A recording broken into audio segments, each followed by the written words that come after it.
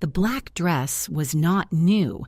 It had hung in the back of my closet for a decade, a solemn sentinel of past sorrow, a garment I had worn only once, to bury my own mother. Now, its heavy, unyielding fabric felt like an armor against a world that had suddenly gone cold and hollow. Robert, my husband of 45 years, was gone.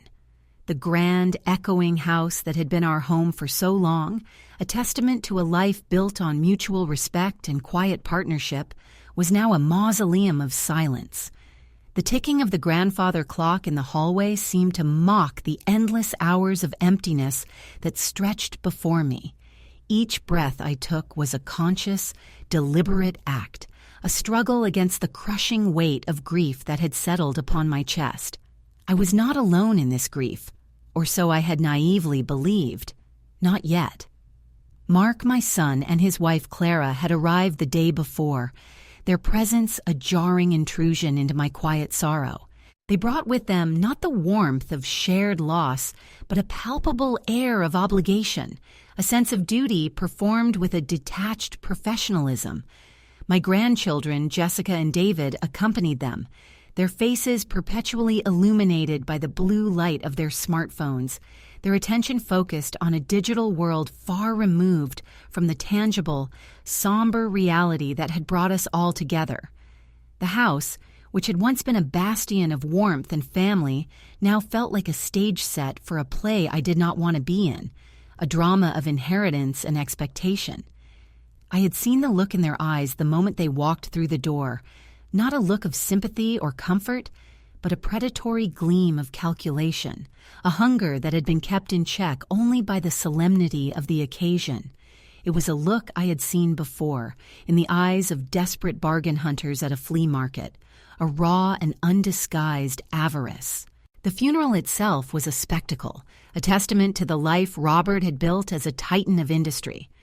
The funeral hall was a sea of black, a testament to his influence and wealth, an overflow of flowers, their scent thick and cloying, mingled with the cold, sterile air. The somber music of a string quartet did little to soothe my aching heart.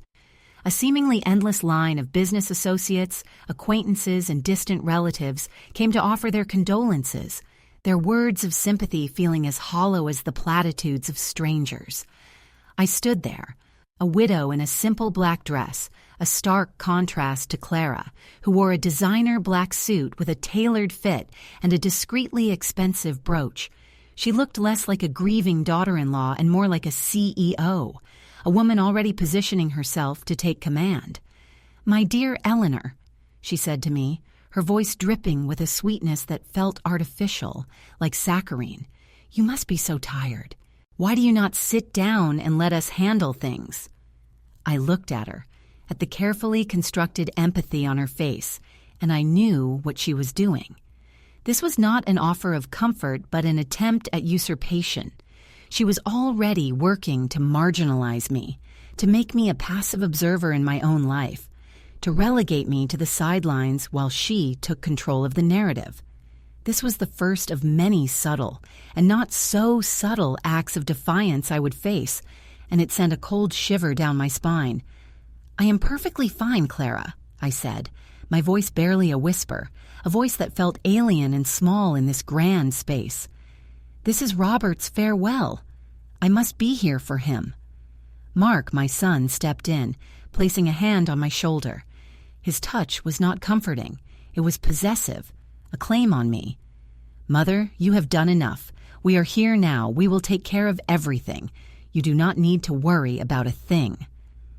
It was the same phrase he had used countless times over the past few days. "You do not need to worry." It was a phrase meant to soothe, but in his mouth it sounded like a declaration, a mandate. It was a way of telling me that my time of influence was over, that I was now a child to be managed, a burden to be shifted from one place to another. The word burden was a recurring theme in their conversation, a cruel and casual dismissal of my worth and my role in Robert's life. The eulogy was a painful affair. Mark had insisted on writing and delivering it himself, an honor he had seized with a startling lack of grace. He spoke of his father's achievements, his business acumen, his legacy as a titan of industry. He spoke of him as a self-made man, a visionary whose ambition knew no bounds. He mentioned me only in passing, as an afterthought, the loving wife who stood by his side. The phrase was a hollow one, a platitude that completely erased the 45 years of partnership we had shared. It ignored the late-night talks, the financial advice I had offered, the sacrifices I had made for his career. In Mark's version of our life, I was a mere accessory, a decorative piece in the background of Robert's grand narrative. As he spoke, I caught a glimpse of Clara in the front row, a small, knowing smirk on her face. Her eyes met mine for a fleeting second, a look of contempt and triumph. She had won. She had successfully relegated me to the sidelines, and she was already relishing the victory. The lunch that followed the funeral was held at a lavish restaurant, a place Robert would have found too ostentatious. The food was expensive, the wine flowed freely, and the conversation was not about Robert, but about the future, my future, or more accurately, their version of my future. I sat at a large circular table, a silent observer in a room full of people who were all talking about me as if I were not there.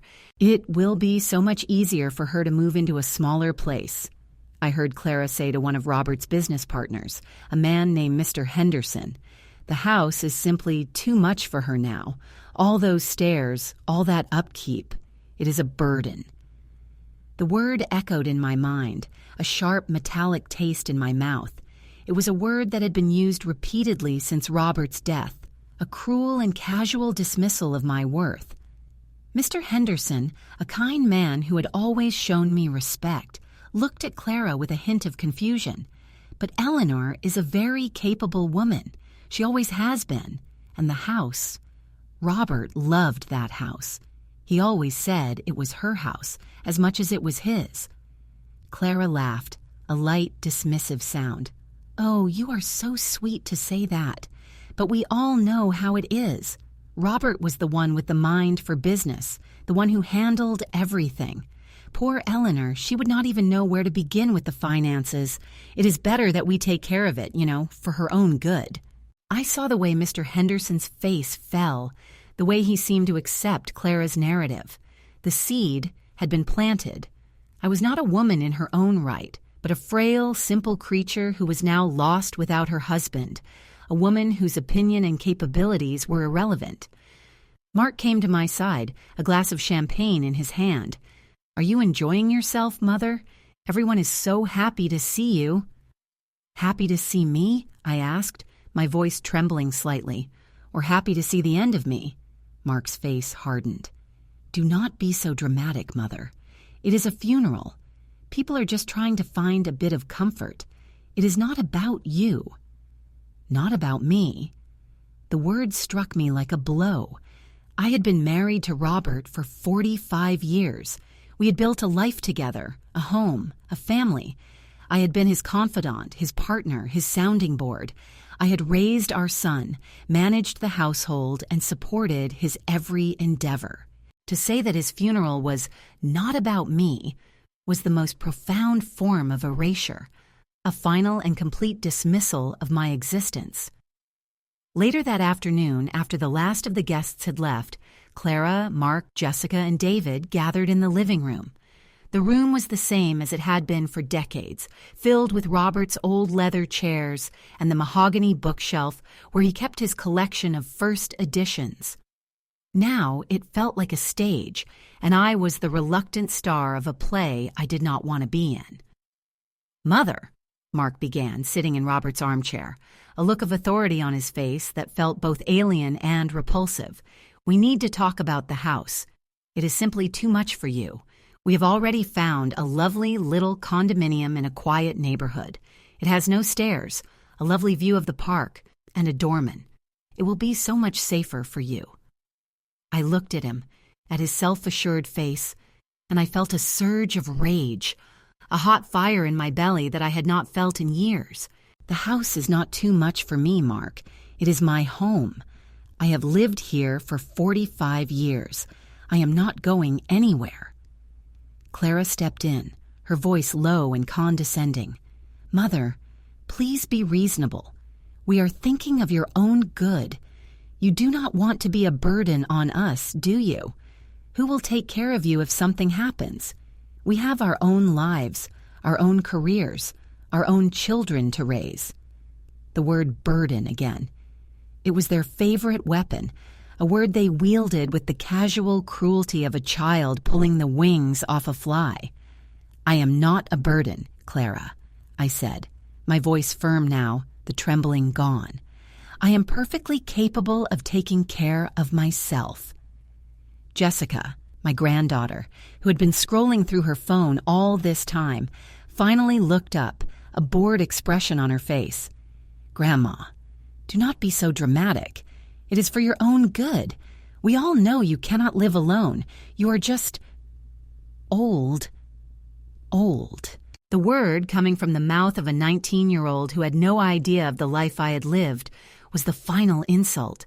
It was a complete and utter dismissal of my experience, my wisdom, my strength. It was a word that was meant to strip me of all my dignity, to make me small and insignificant. I looked at all of them, at the faces of the people who were supposed to be my family, my flesh and blood, and I saw only the hunger of wolves, the cold, calculating eyes of scavengers. They did not see me, Eleanor. They saw an empty chair, a vacant space, a prize to be fought over. They saw an inheritance, a house and a bank account that they believed was theirs for the taking. They laughed at me, not with malice, but with a cruel, casual amusement, a sense of superiority. They believed I was a pathetic, simple old woman who had no idea of the world, who had no power, no voice, no wealth. They believed I was penniless, helpless, and a burden. But what they did not know was that for 45 years, I had watched and listened. For 45 years, I had been an observer, a quiet partner, a confidant. I had seen everything, heard everything, and learned everything. They saw an empty chair, but they did not see the quiet mind that had been working, calculating, and planning for years. They believed I was a shadow, a ghost in the background of Robert's life, but they did not know the truth. They did not know the secret that lay dormant, a secret that was about to be unleashed. And in that moment, as they laughed at me, thinking I was weak and helpless, I made a decision. I would not let them win. I would not be a burden. I would not be a passive observer in my own life. I would fight back. And my revenge, when it came, would be so devastatingly perfect, it would change their lives forever. But I did not say any of this out loud. I simply stood up, a quiet, dignified figure in my black dress, and walked out of the room, leaving them to their cruel jokes and their greedy plans. I was not defeated. I was just getting started. I had a lot of work to do and very little time to waste. I walked out of the living room, a silent, dignified figure in my morning dress, but inside, a storm was brewing. The calm I projected was a facade, a paper-thin shield against the hurricane of rage and grief that threatened to tear me apart. I made my way to the library, a room that had always been my sanctuary and Robert's. The scent of old books and leather, the familiar weight of silence, offered a momentary respite from the avarice and cold calculation that had taken over my home. I closed the heavy oak door behind me, and the world outside, with my son and his family in it, seemed to vanish. The first thing I did was walk over to the mahogany desk where Robert and I had spent countless evenings. My fingers traced the familiar patterns in the wood, a quiet, almost sacred ritual. I sat down in his chair, the worn leather cool against my skin, and for the first time since he had passed, I allowed myself to breathe. The air in this room was different. It was filled with memories, with the echo of his voice, with the ghost of our life together. It was a place that belonged to us, not to the predators in the other room. My mind, which had been a whirlwind of emotion, began to settle. The tears I had held back for days finally came, silent and hot, tracing paths down my cheeks. This was not just grief for Robert, but a profound and agonizing grief for what our family had become. It was a sorrow for the loss of a son I thought I knew, and for the complete strangers he had brought into my life. My son, the boy I had raised with so much love and sacrifice, now saw me as a burden. My daughter-in-law, Clara, saw me as an obstacle. And my grandchildren, Jessica and David, saw me as a relic, a forgotten piece of history to be discarded. The word burden echoed in my head, a constant, cruel refrain. I, Eleanor, who had managed an entire household, who had raised a successful son, who had been a true partner to a brilliant man, was now a burden. The thought was a poison, seeping into every corner of my soul. But beneath the poison, a new feeling began to take root, a cold, hard resolve. I would not be a burden. I would not be a victim. I would fight back. My first task was to secure my papers. I knew they would be looking for something, anything that could give them a claim. They had already been prying. Mark with his subtle questions about Robert's affairs, Clara with her veiled suggestions about what a responsible person would do with their assets. I reached into a hidden compartment in Robert's desk, a secret he had shown me on our first anniversary in this house, and pulled out a small locked metal box. It contained our most sensitive documents, the original deed to the house, Robert's personal will, a few other crucial legal papers. I quickly tucked the box into the hidden space behind a loose plank in the floorboards, a place I had always used for my most cherished secrets. It felt like an act of defiance, a small but significant act of rebellion against the forces that sought to strip me of my dignity. I then began my own investigation. For 45 years, I had been Robert's silent partner. I was not just the loving wife who stood by his side. I was the one he bounced ideas off of, the one who read the fine print, the one who kept track of the small details he often overlooked. They thought I was a decorative piece, but I was the foundation. I had kept my own secrets, my own affairs, my own investments. I had a mind for numbers, a talent for observation, and a memory like a steel trap. Robert had always trusted me with his secrets, and I had always been good at keeping them. My first clue came in the form of a real estate agent's business card I found on the kitchen counter, discreetly placed under a vase. It was from a well-known local agency. The audacity was breathtaking. They hadn't even waited for the funeral flowers to wilt before they started to act on their plan. They were already moving forward with the sale of my house, the home I had built, the place where I had raised my son, where I had loved and laughed and lived. The card was for a woman named Sandra Evans, and her phone number was circled. The next morning, the real estate agent arrived. Mark had called me down to the living room, a glint of smug satisfaction in his eyes. "Mother, this is Sandra Evans. She is here to give us an appraisal of the house.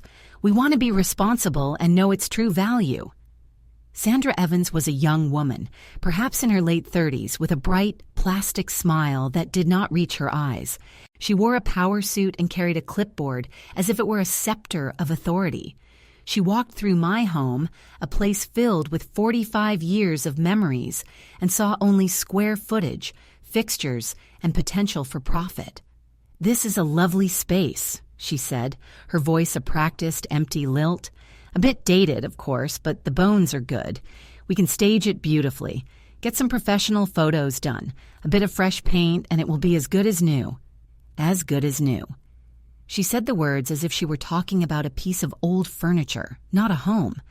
I watched her, a silent shadow in my own house, as she made notes, her pen scratching against the paper, her voice a constant, cheerful drone. She did not look at me. She only spoke to Mark and Clara as if I were a ghost. "This will be a very quick sale," Clara said to Sandra, her voice full of confidence. "We are very motivated sellers. My mother-in-law will be moving into a much more suitable living arrangement, so we would like to get this done as soon as possible." Sandra nodded, not even glancing my way. "Of course. I will have a full report for you by the end of the week, with a list of comparable properties in the area. We can have an open house as early as next month." My body was rigid with suppressed rage. I wanted to scream, to grab her clipboard and tear it to shreds. I wanted to throw them all out of my home. But I remained silent. I had a more powerful weapon than screaming. I had patience, and I had a plan. I was no longer an emotional woman. I was a strategist. Later that day, I found a printout from a website tucked into Mark's briefcase, which he had left open on the kitchen table. It was a list of all of Robert's business assets, compiled from public records. It was detailed, thorough, and completely wrong. It listed all of the public companies he had started, but it failed to mention the one I had helped him found, the one he had secretly built over the past 20 years. The one that was his true passion project, and my secret project too. It was a company he had built under a pseudonym, a venture he had kept separate from the rest of his portfolio. He had done this for us, for me, so that we would have something that was truly our own, a life away from the public eye and the prying hands of those who only saw his wealth. And this printout had a handwritten note on it, in Clara's neat, spiky script. "The will must be a formality. Everything is here. The house is a small part of the big picture. We should sell it quickly and move on to the real prize." The real prize. The words made my stomach turn. They were not looking for a home for me. They were looking to cash in on Robert's life, to strip away everything he had built, and to leave me with nothing but a small apartment and a sense of profound loneliness.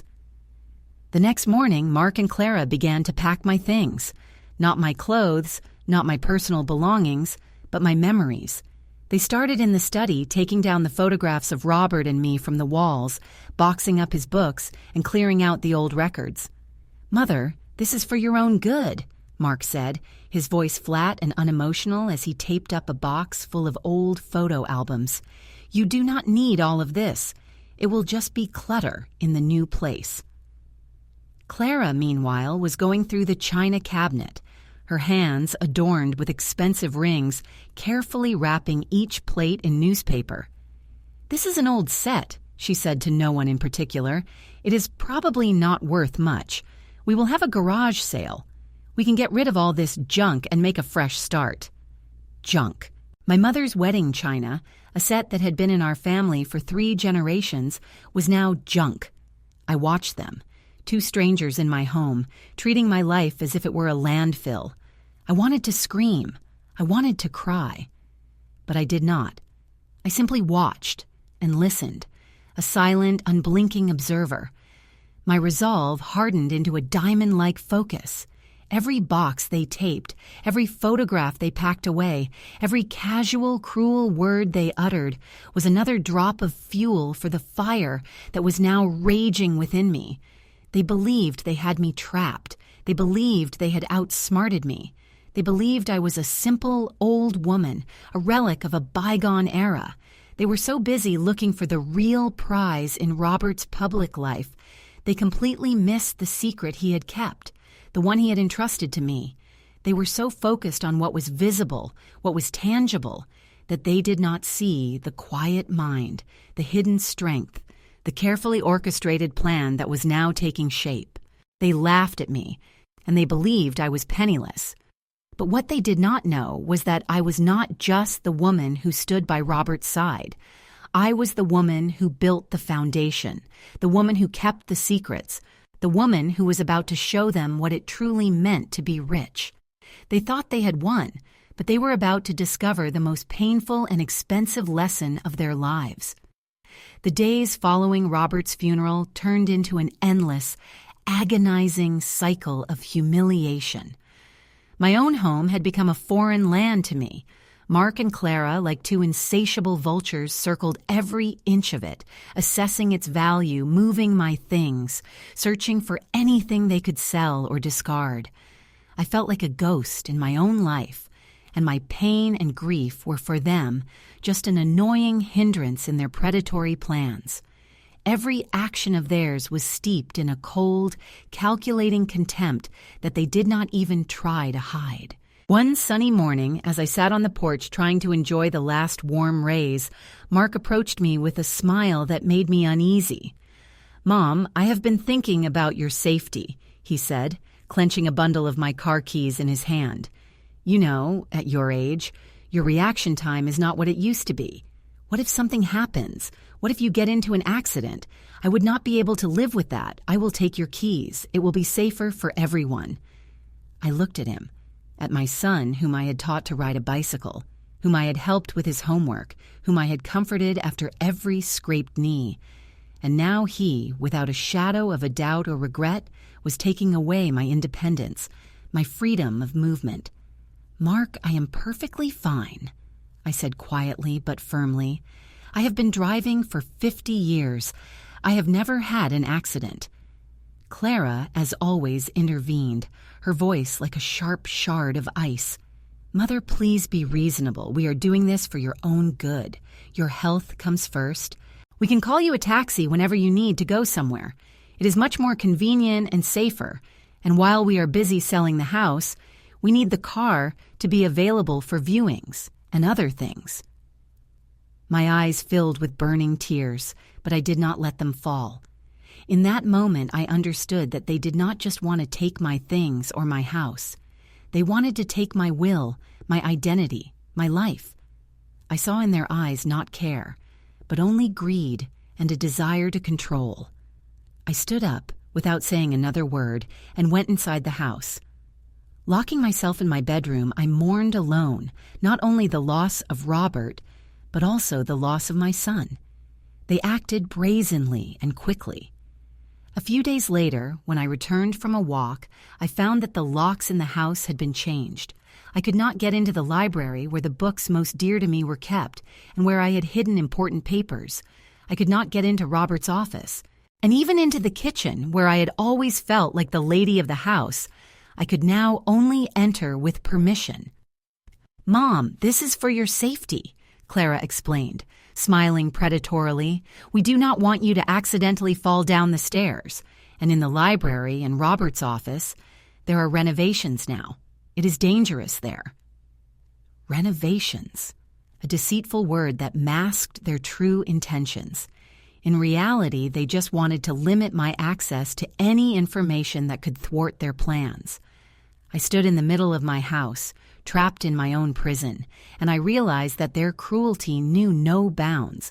Every step they took was carefully calculated.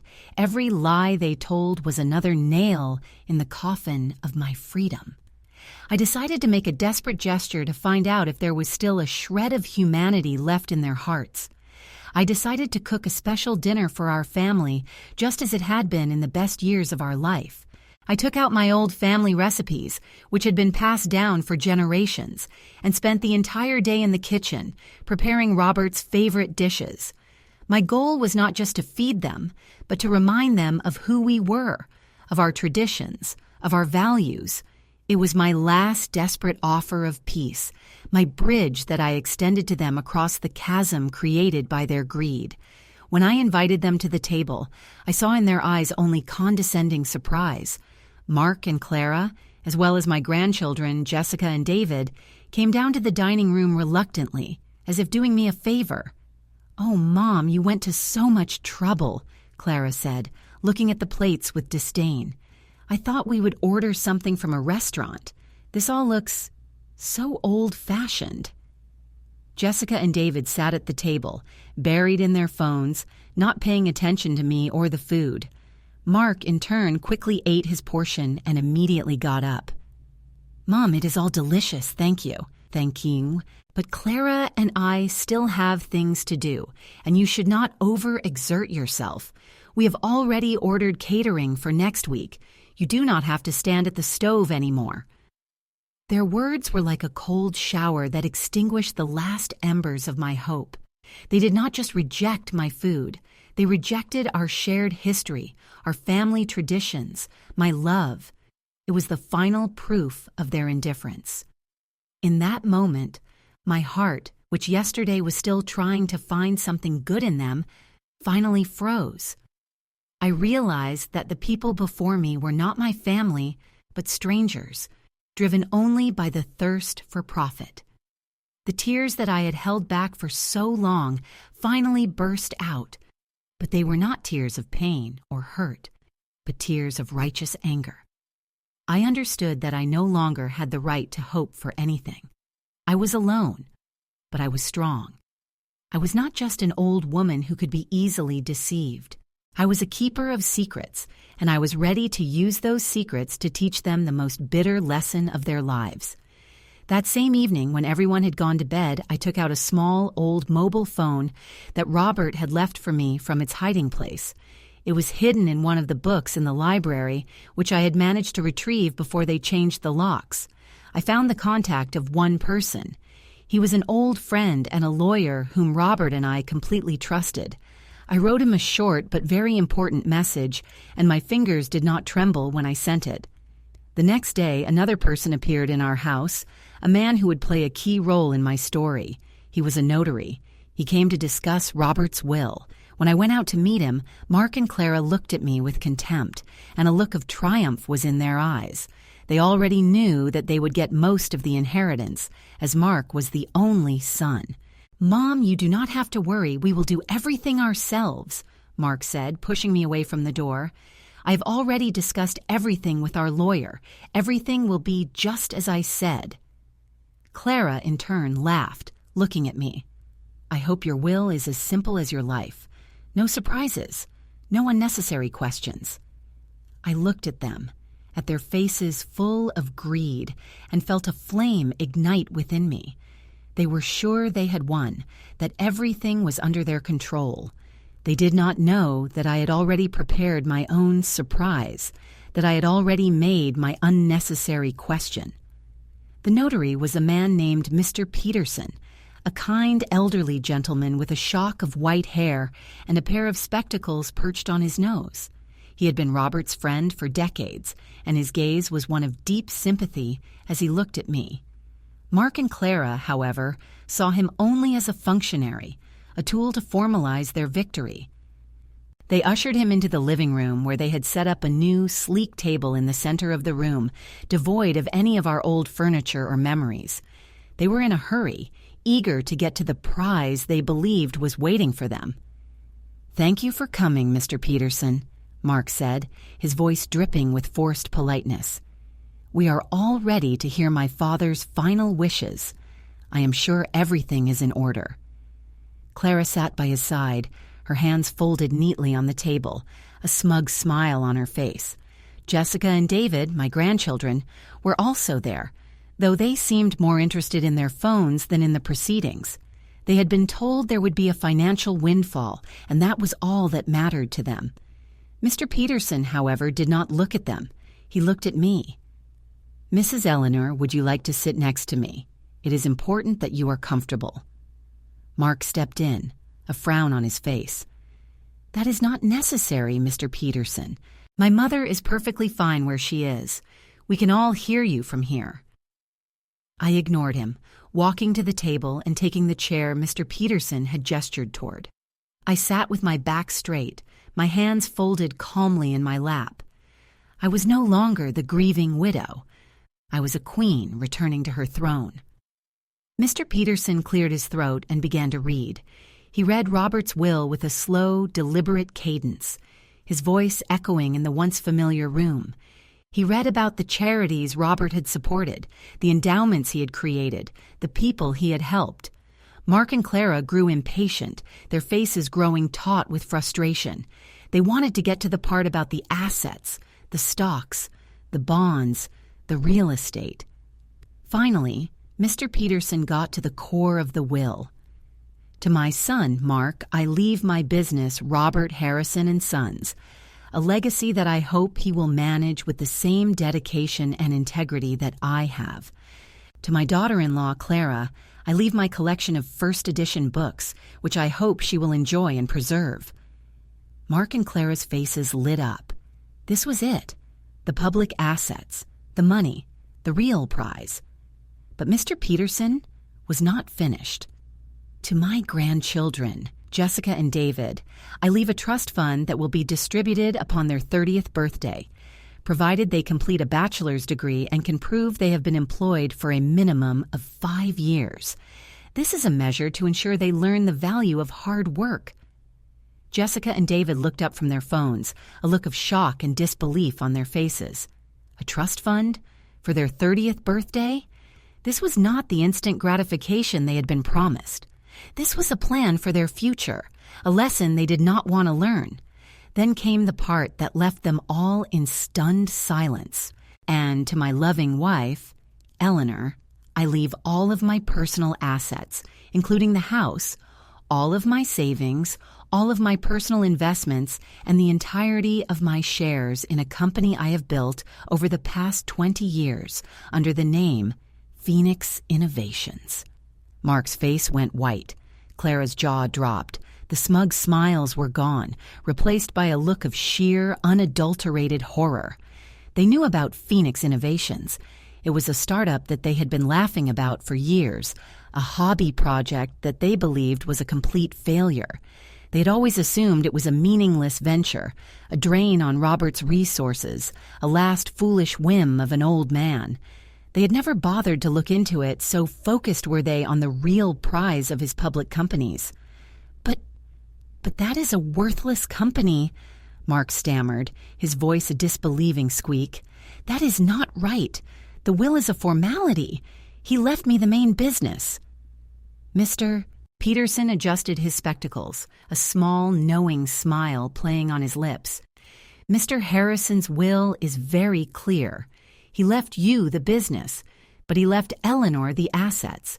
And as for the value of Phoenix Innovations, he reached into his briefcase and pulled out a single sheet of paper.